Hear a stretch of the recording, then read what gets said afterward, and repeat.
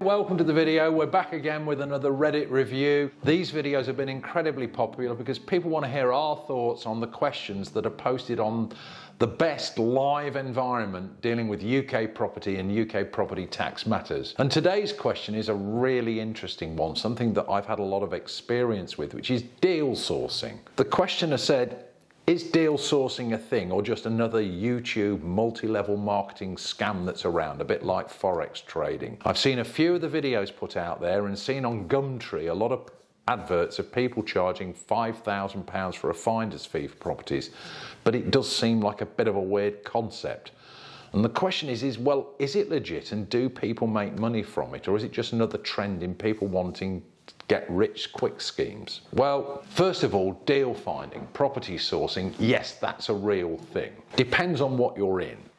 For example, there are buying agents who work on behalf of buyers to go and find and target specific properties that they want or types of properties that they want. There are other agents who specialise in off-market deals, things that won't be advertised, they're being privately offered. Quite often these may be distressed sales or merely that the vendor doesn't want people to know that his property is on the market. Over £2 billion a year is overpaid on stamp duty, with up to a quarter of purchasers paying the wrong amount. From millionaire developers to residential homeowners, anyone may be affected by these errors.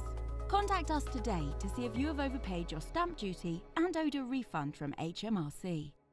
The third level is people who are looking for development or investment deals.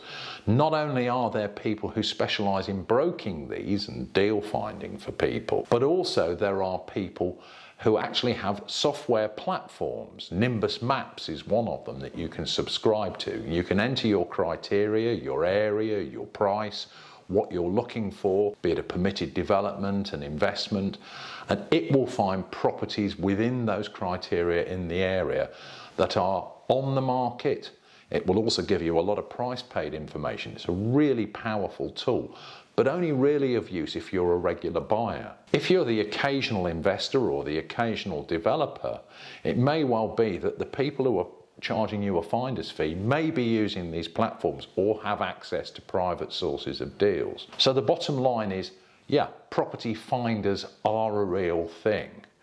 I'm not saying there aren't scammers out there. There may well be.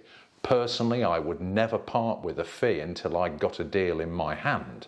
I'm probably prepared to pay a bit more on the basis that at least I have certainty. Once I've been introduced to an opportunity, I will pay you a fee, but I'm not going to pay you up front.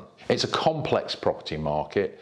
Many people in the web space believe that Google, Rightmove, etc. are the only source of properties, but that isn't true.